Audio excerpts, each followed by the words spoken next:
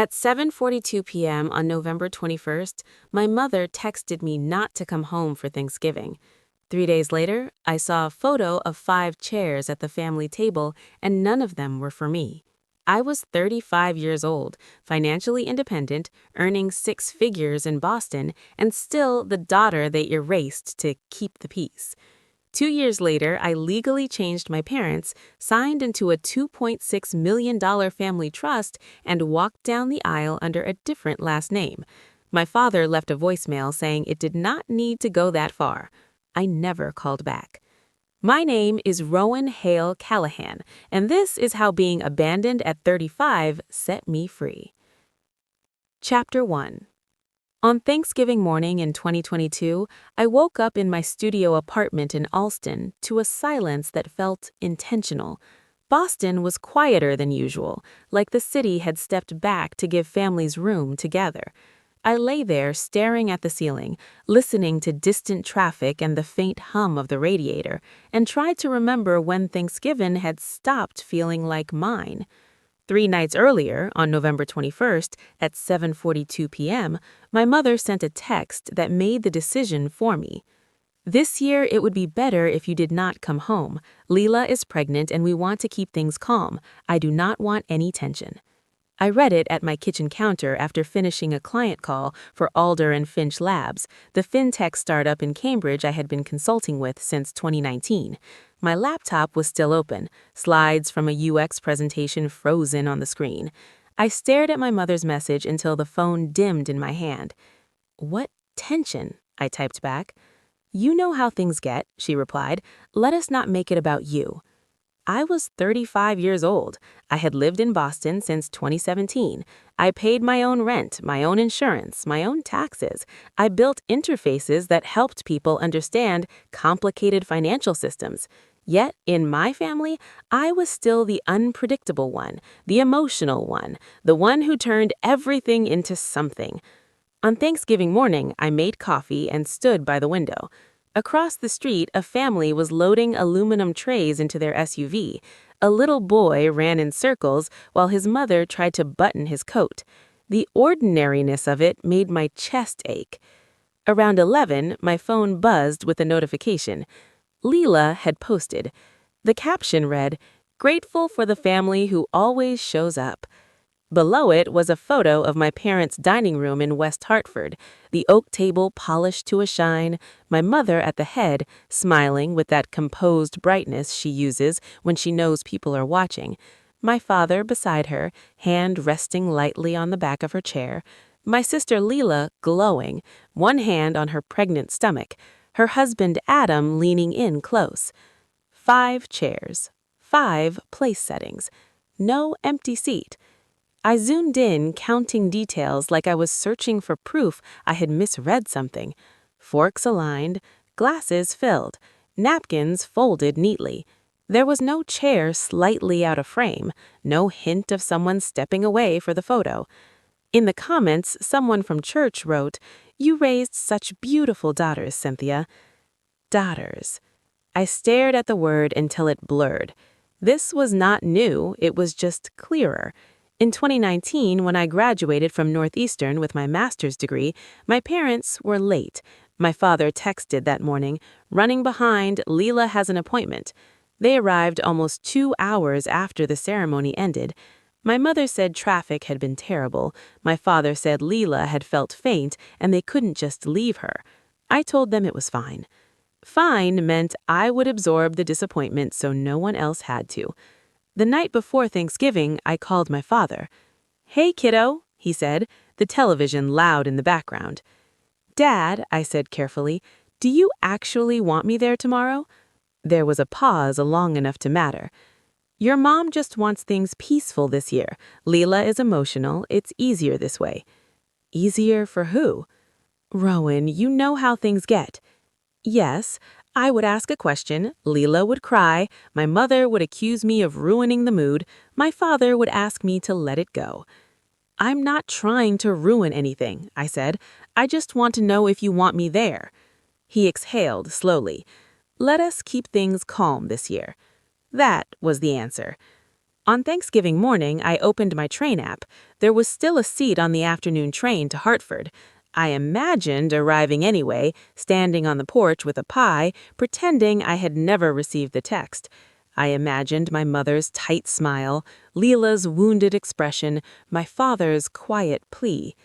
I closed the app. Instead of packing, I showered and got dressed. If I wasn't going home, I refused to spend the day shrinking inside my apartment.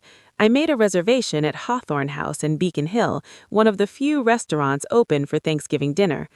Inside, it was warm and crowded. Families filled the booths. Children in pressed sweaters shifted impatiently in their seats. Laughter rolled across the room in waves. I was seated at a small table for two near the edge of the dining room. The empty chair across from me felt louder than the noise around me. I ordered a glass of wine and stared at the place setting in front of me. I told myself I was choosing solitude, that this was independence, that I didn't need anyone else's table. At the table beside mine was a family of 6, an older woman with silver hair and calm eyes, a tall man with an easy posture, a man around my age, a younger woman, 2 children whispering until the older woman gave them a look that was gentle but firm. The older woman glanced at me once, then again. "Are you eating alone tonight?" Her voice was warm, not intrusive. "Yes," I said. "I'm fine." She studied my face for a second. "No one is really fine when they have to say that," she said softly. Heat rose to my cheeks. "If you'd rather not sit alone, you're welcome to join us." The offer startled me. I didn't want to intrude. I didn't want to be the sad stranger at someone else's holiday table. "That's very kind," I said quickly, "but I'm okay." "All right," she replied easily. "If you change your mind, we're right here." I stared at my plate. The noise of the room pressed in. I suddenly felt exposed, like everyone could see the empty space across from me. I stood up abruptly, reaching for my coat. "Are you heading out?" she asked. "I just don't want to intrude. It's Thanksgiving. You have your family." Family is not only who you're born with. Family is who keeps a seat for you. The man beside her stood and pulled out an empty chair. "We have room," he said. "I'm Thomas." The younger man stood as well. "Ethan." The woman smiled. "I'm Rebecca. These are our kids, Liam and Nora." For a moment I hesitated, my heart pounding as if I were crossing a line. Then I picked up my plate and moved to their table. For the next hour I listened as they talked about school projects and neighborhood gossip. No one demanded my explanation. No one treated me like a problem to solve. Eventually, the older woman turned to me. "I'm Margaret," she said. "How did you end up here tonight?" "My mother asked me not to come home this year," I said. "Leela is pregnant and apparently I caused tension." Margaret didn't look surprised. "I practiced family law for 30 years," she said. "The person labeled dramatic is usually the one who refuses to pretend everything is fine." Something in me shifted. When dinner ended and we stepped out into the cold, Margaret handed me a card with her address written on the back. "We do Sunday dinner every week," she said. "Come if you feel like it." I slipped the card into my pocket and watched their family walk toward their car, the children racing ahead, Thomas calling after them to slow down. As I walked toward the train, the ache in my chest had not disappeared, but it had changed shape. Back in my apartment later that night, I set Margaret's card carefully on the kitchen counter. The room was quiet, but it didn't feel as punishing as it had that morning. For the first time that day, I didn't feel erased. And as I stood there in the soft light of my kitchen, I realized a small but undeniable thing. If there was a table in this world with my name on it, maybe I had just found the first clue. Chapter 2. The thought stayed with me as I stood outside Hawthorne House that night, my breath turning white in the cold air of Beacon Hill. Inside, the restaurant glowed with warm light and the steady hum of holiday conversations. Families leaned into each other, plates were passed, glasses lifted, and every table seemed to carry its own history. I felt like I was stepping into something sacred and uninvited. The hostess led me to a small table near the edge of the dining room, a table for two. She set down a menu and said Happy Thanksgiving with a smile that did not quite reach her eyes. I wondered how many single reservations she had seated that evening. I ordered wine. I told myself it was because I liked wine, not because I needed something to hold. Across from me sat the empty chair. I tried not to look at it.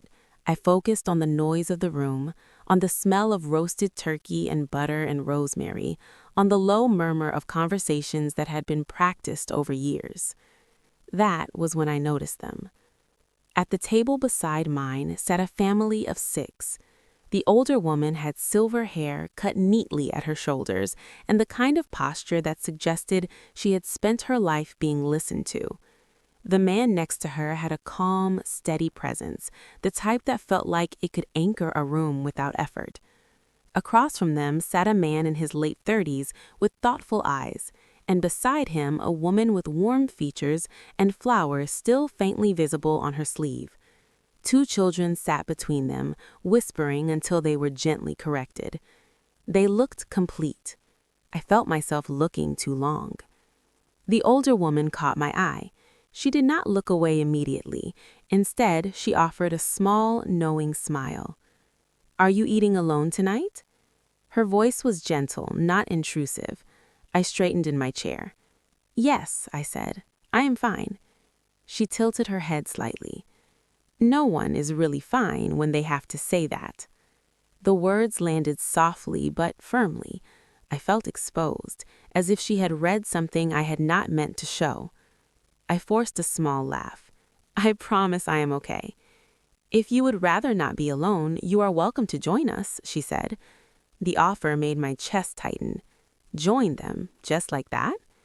"That is very kind," I said quickly, "but I do not want to intrude."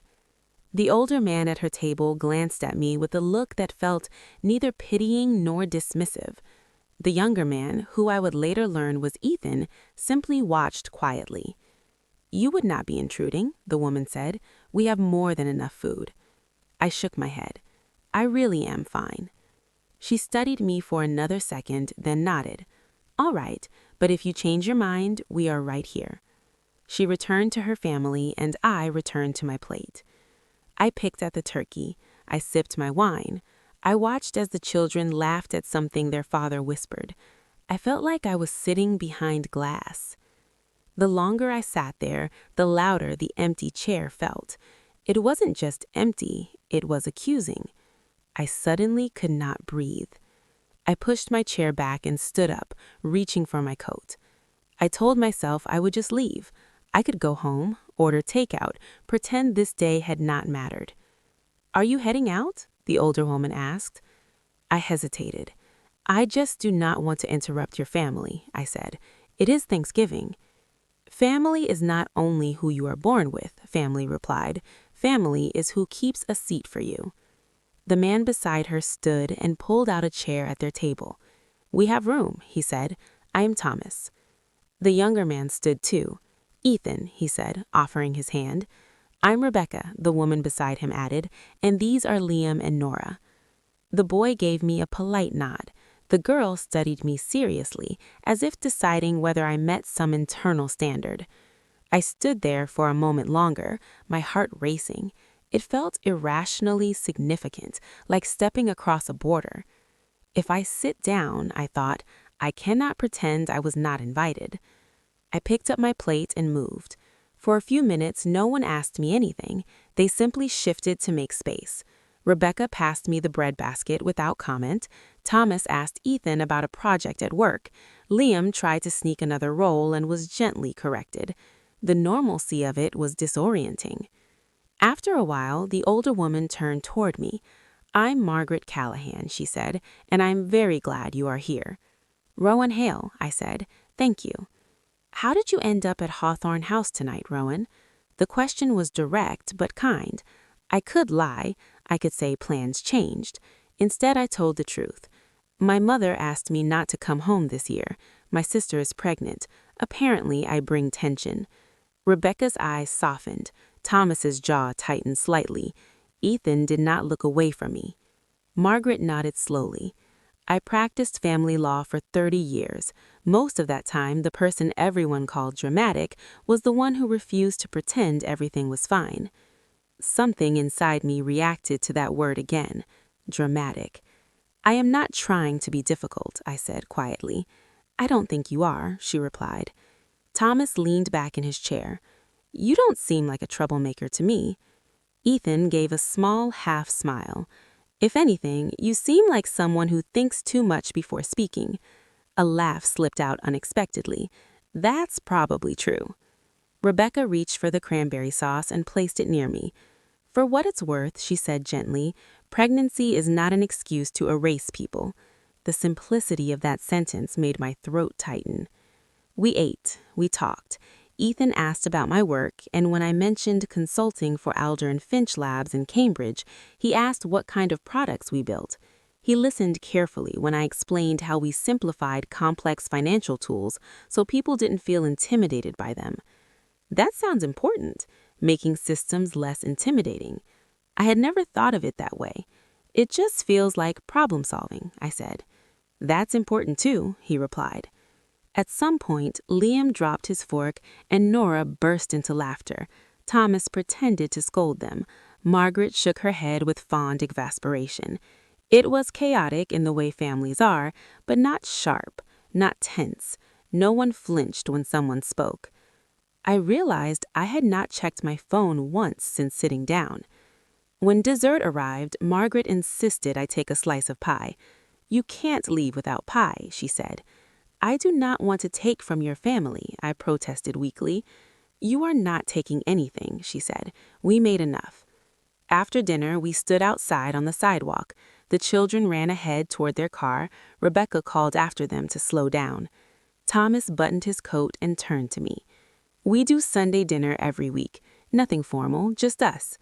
Margaret reached into her purse and pulled out a small card. She wrote an address on the back in careful handwriting and handed it to me. Brookline, 7 o'clock.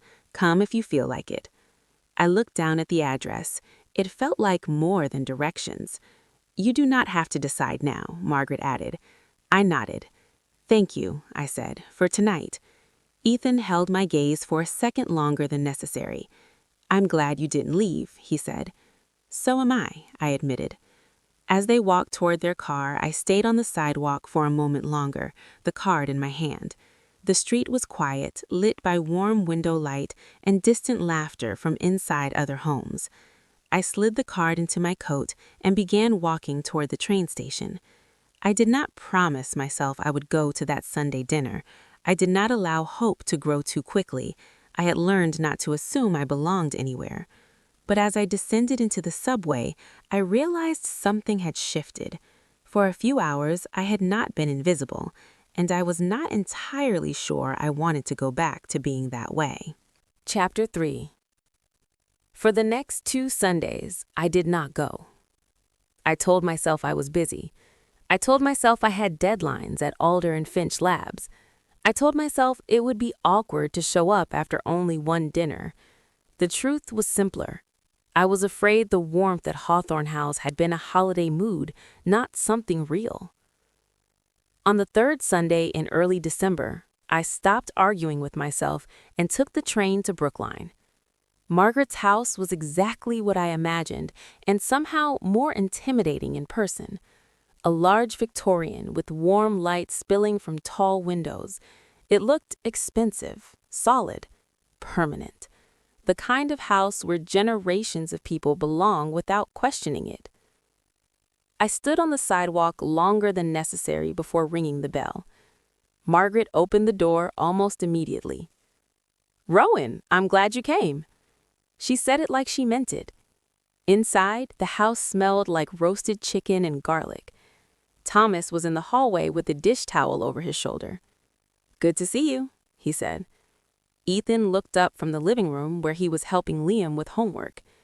"You found us," he said with an easy smile. Rebecca waved from the kitchen.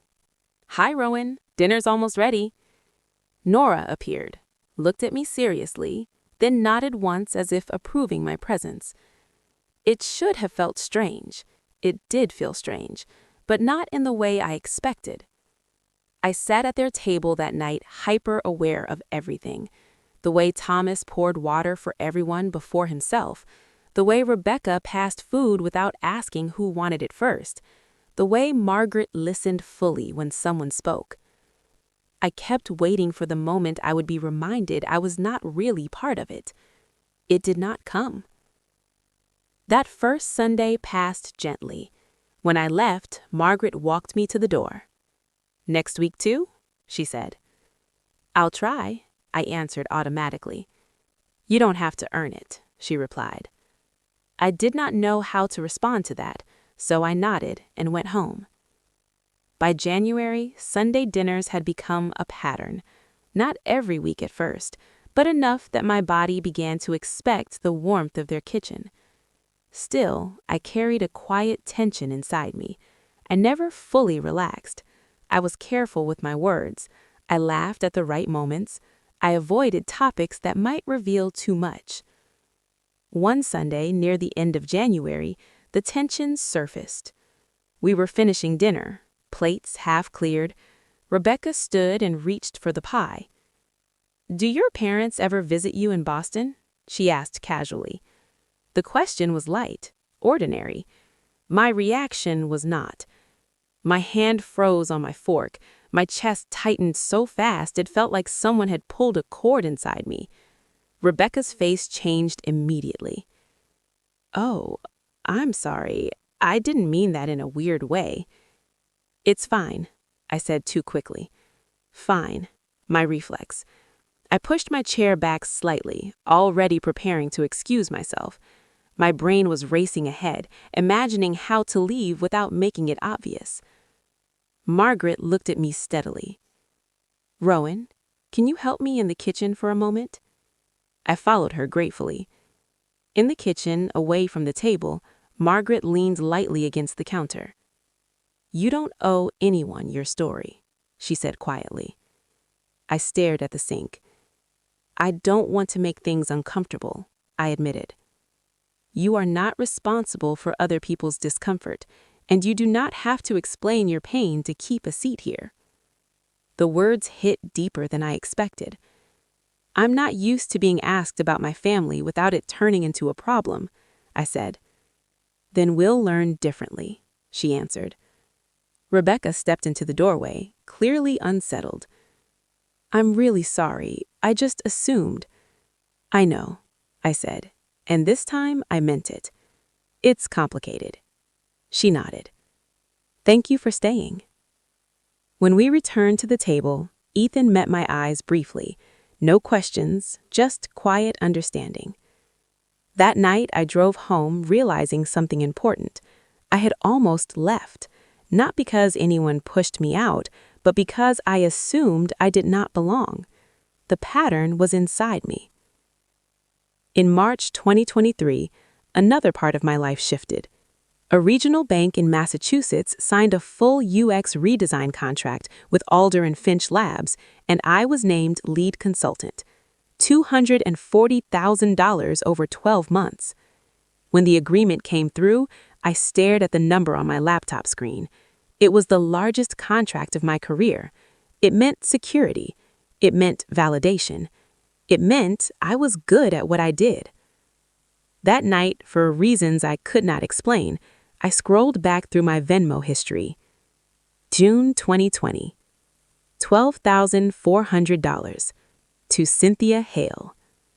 She had called that summer, overwhelmed about roof repairs in West Hartford. I transferred the money the same day. She said she would pay me back when things settled. She never mentioned it again.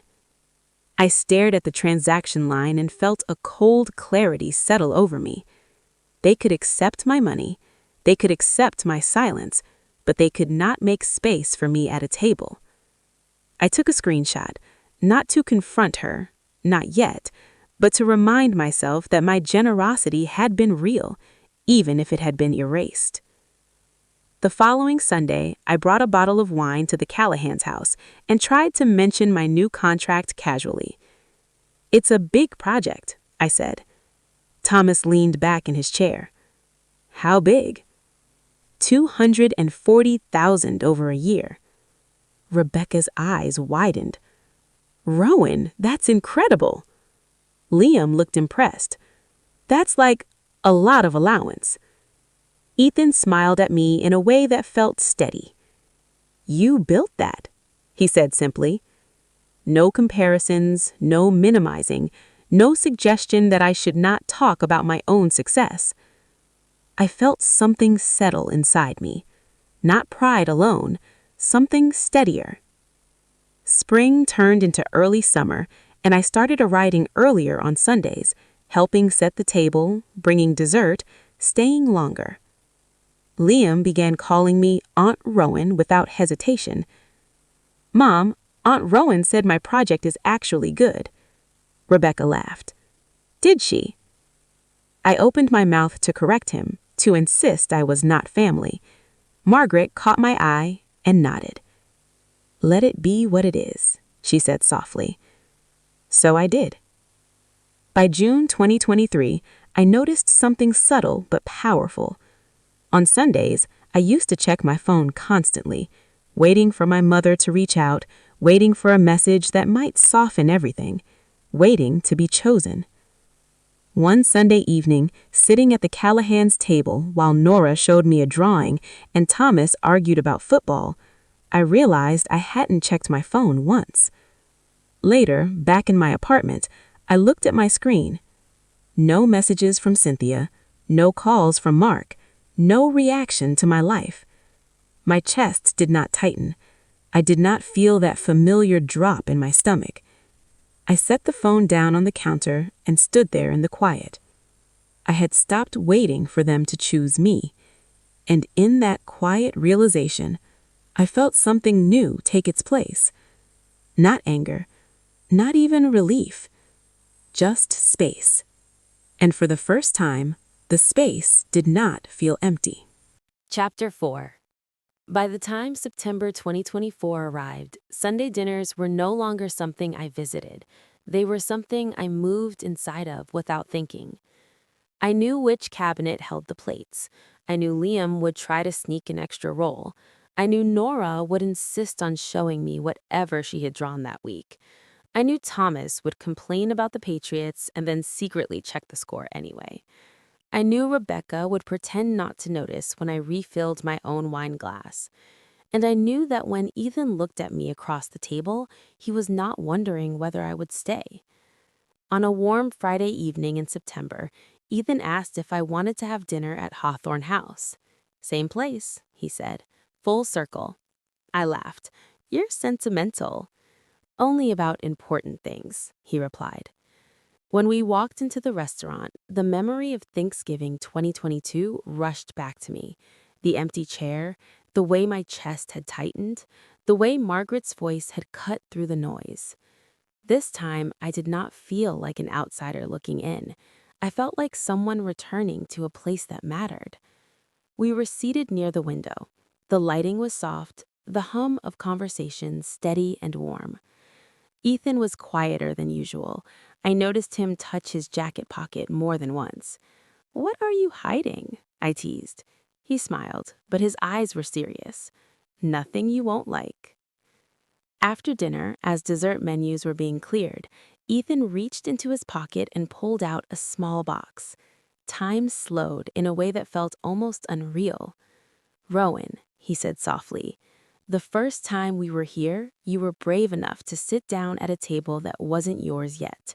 I've watched you choose yourself over and over since then. I want to keep choosing you. Will you marry me?" For a second, all I could hear was my own heartbeat.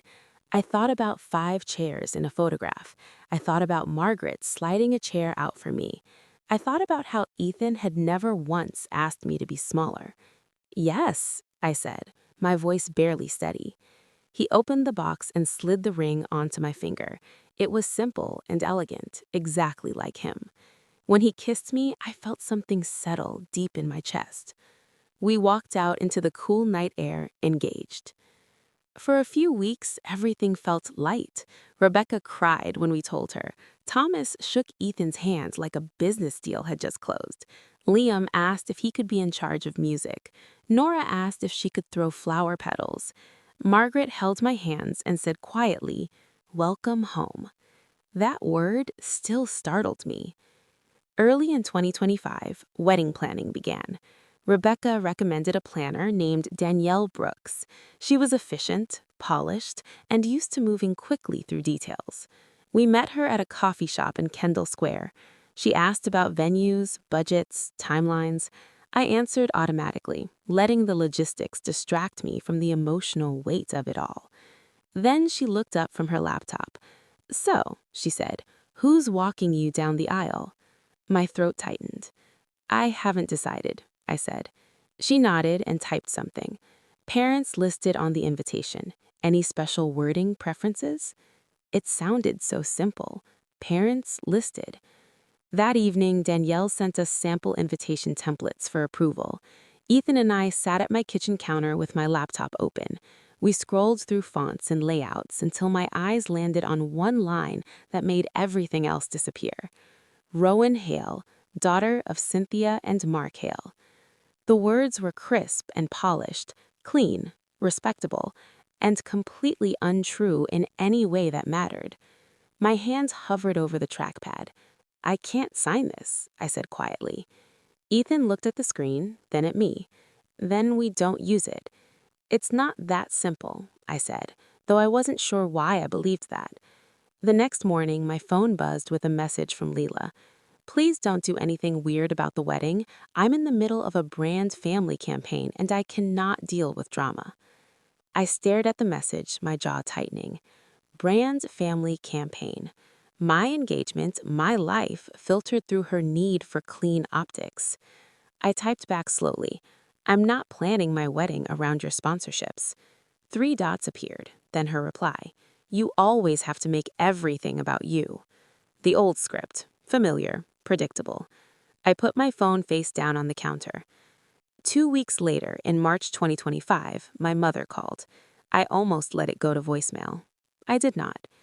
"Hi, Mom." Her voice was bright, almost cheerful.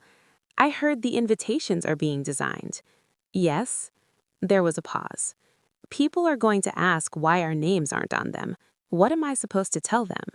Not, 'How are you?' Not, 'I'm proud of you?' Not, 'I'm happy.' What will people say?"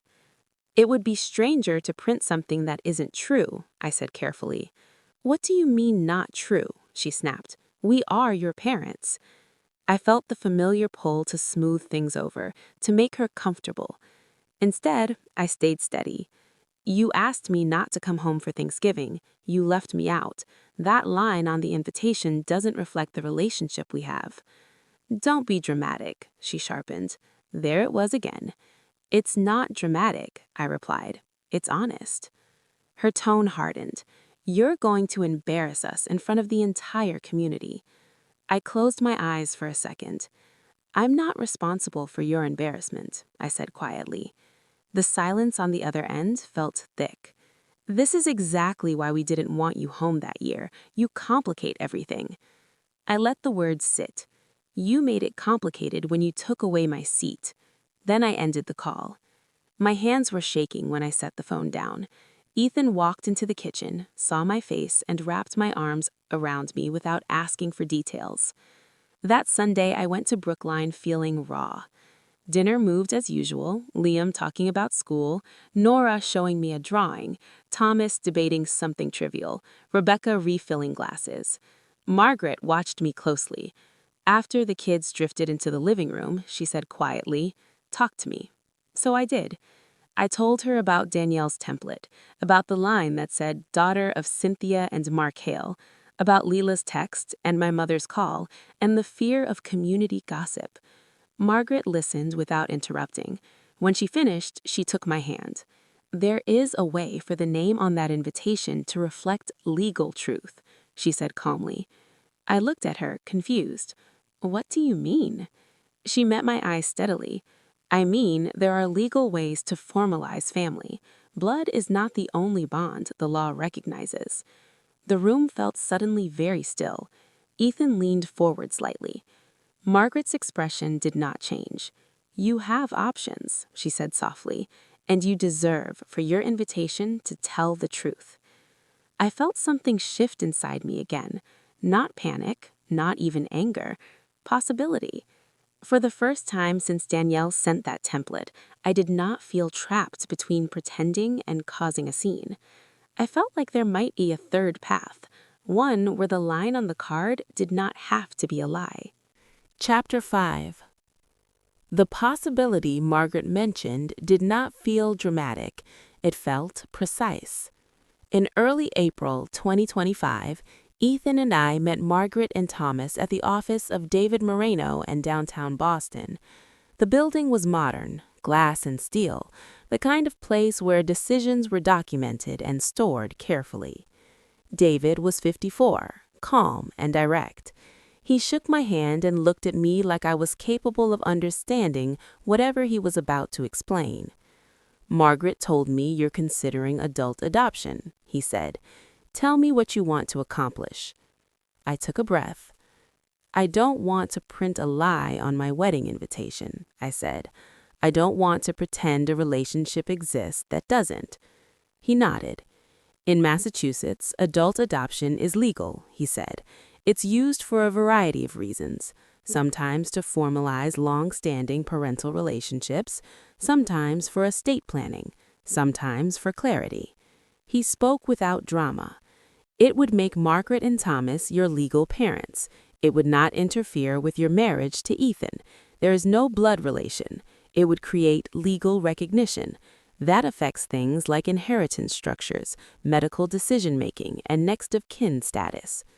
I felt my pulse in my ears. "So it's not symbolic," I said. "No," he replied. "It is binding." Thomas cleared his throat. "We have a family trust," he said. "Roughly $2.6 million in assets. The house, investments, long-term planning. If you become our legal daughter, that trust structure can include you clearly. No ambiguity, no gray area." My stomach tightened. "I don't want this to be about money," I said quickly. Thomas met my eyes. "It isn't about money. It's about permanence. We don't offer seats that disappear when convenient." Margaret reached for my hand. "This is not charity," she said. "This is truth." David explained the process in measured steps: petition, court approval, updated estate planning documents. Nothing flashy, nothing theatrical. "You do not have to decide today," he said, "but if you proceed, it will be clear and enforceable." On the drive home, Ethan kept one hand on the wheel and the other loosely around mine. "What are you thinking?" he asked. "I'm thinking my mother is going to call this betrayal," I said. He did not hesitate. "She already treats you like you betrayed her by existing." That stung because it was accurate. The rumor reached Connecticut faster than I expected. I did not tell my parents directly.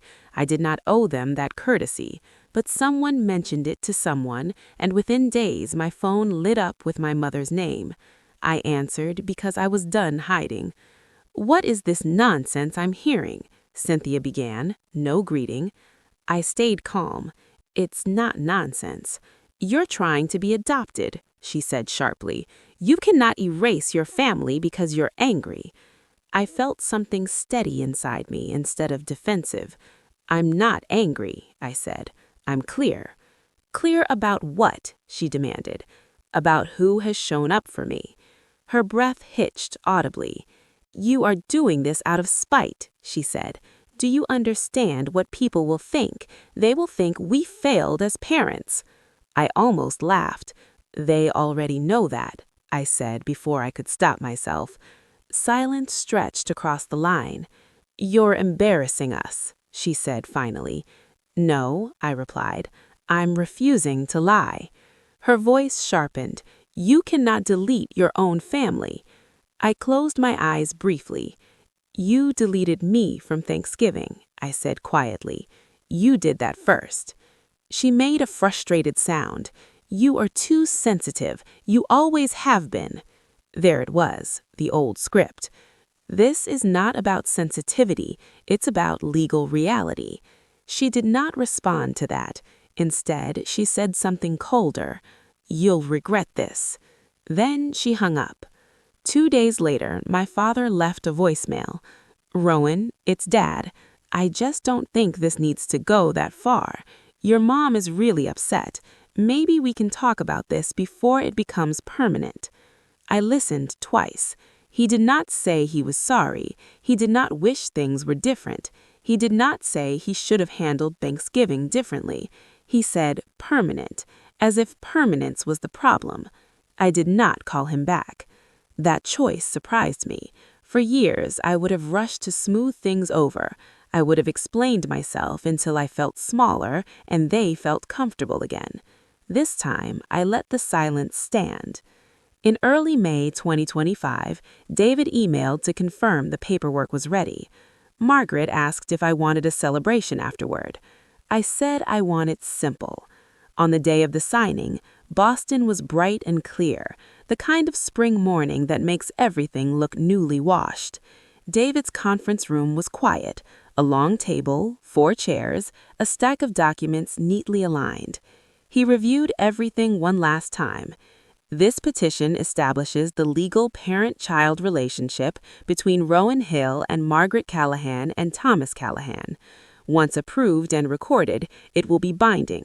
He looked at me directly. "You understand what this means?" "I do," I said. Margaret sat to my left, Thomas across from me, Ethan beside me. David slid the document toward me.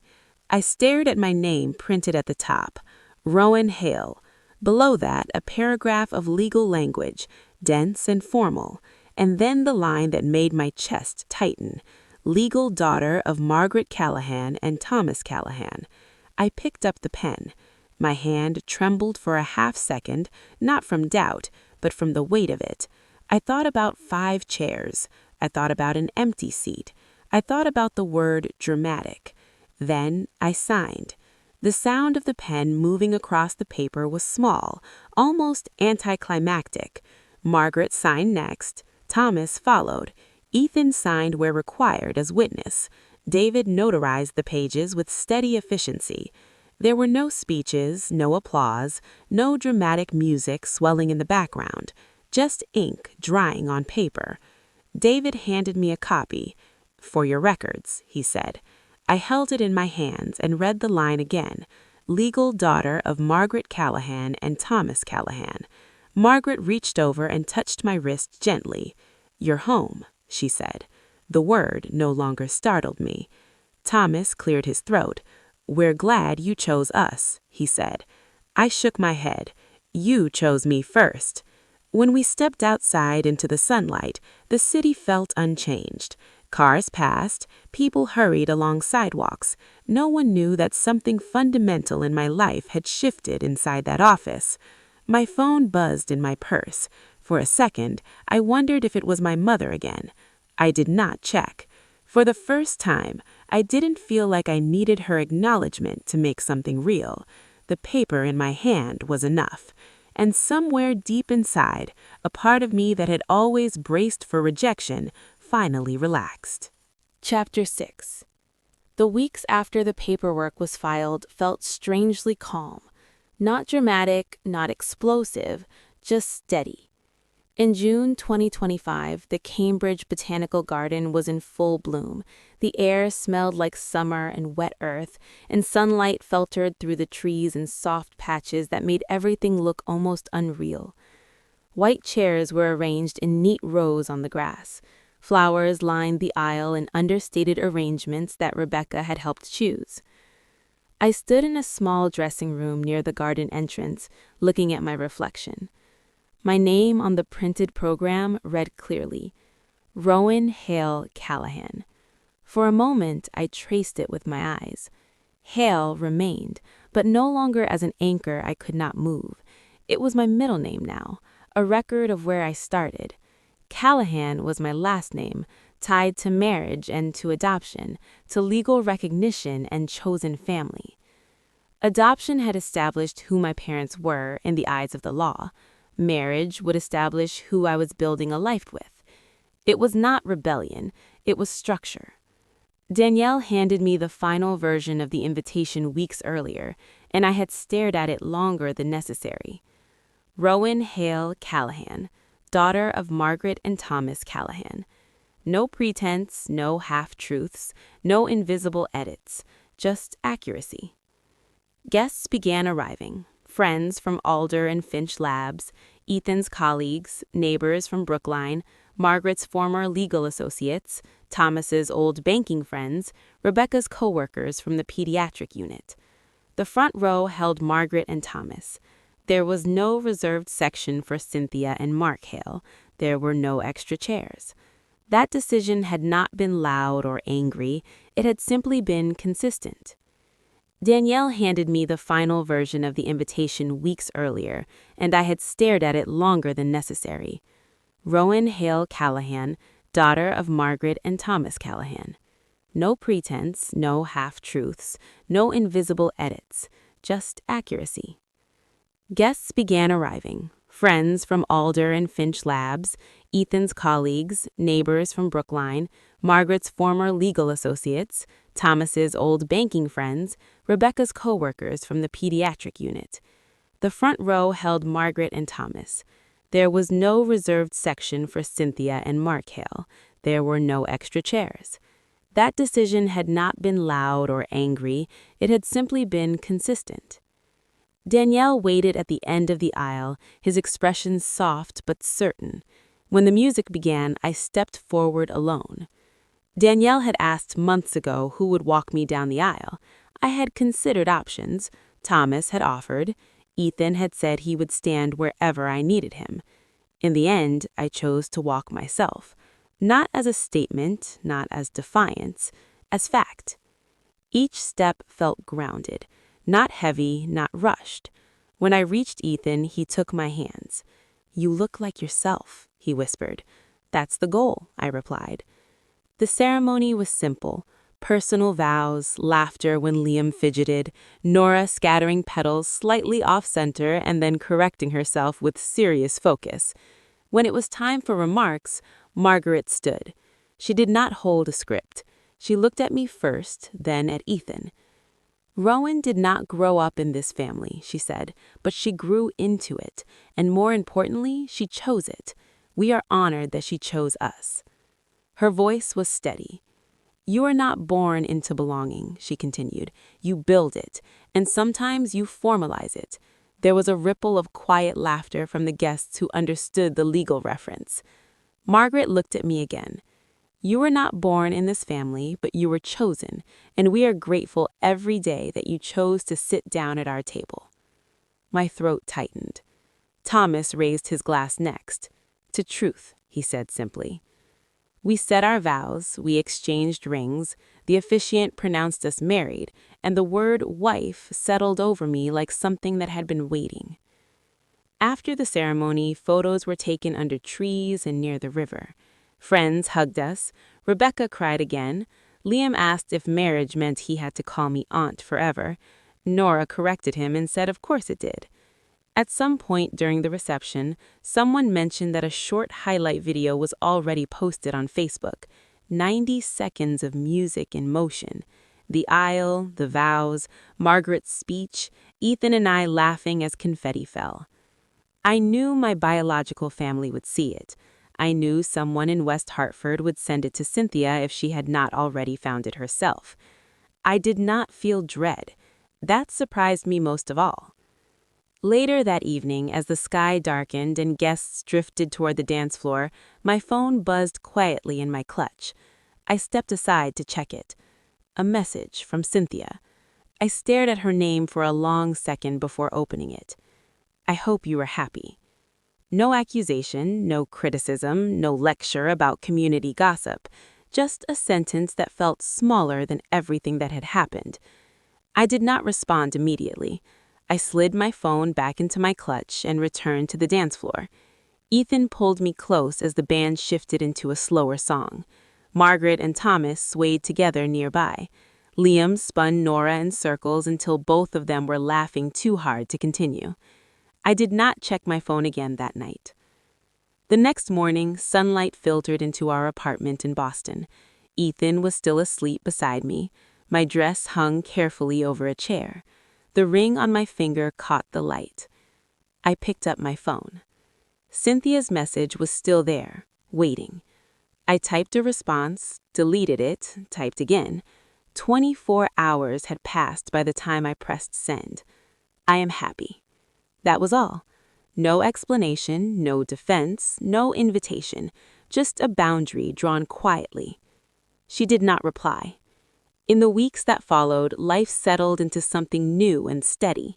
At work, my email signature read Rowan Hale Callahan. At the bank where I led the redesign project, my updated legal documents reflected my name accurately.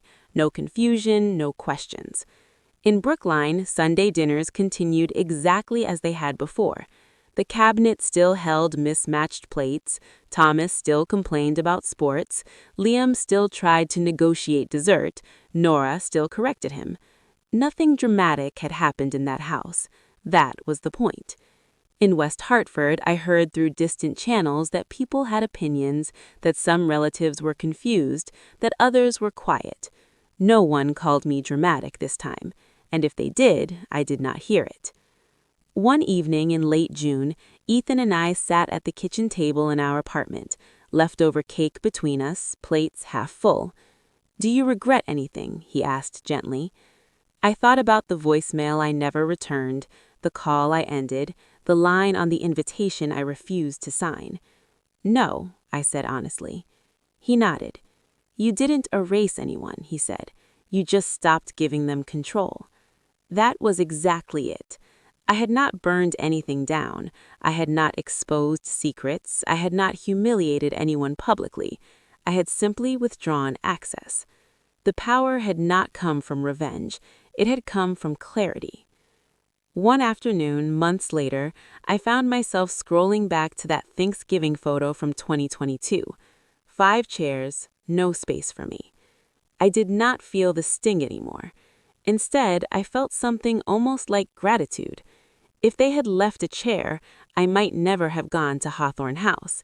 If they had made space for me, I might never have learned how to make space for myself. They did not erase me. They released me. Released me from waiting, released me from shrinking, released me from begging for acknowledgement. They freed me to find the right table. And I did. If you have ever been called too sensitive just because you wanted respect, you are not alone. You are not dramatic for wanting a seat. You are allowed to choose the table that chooses you.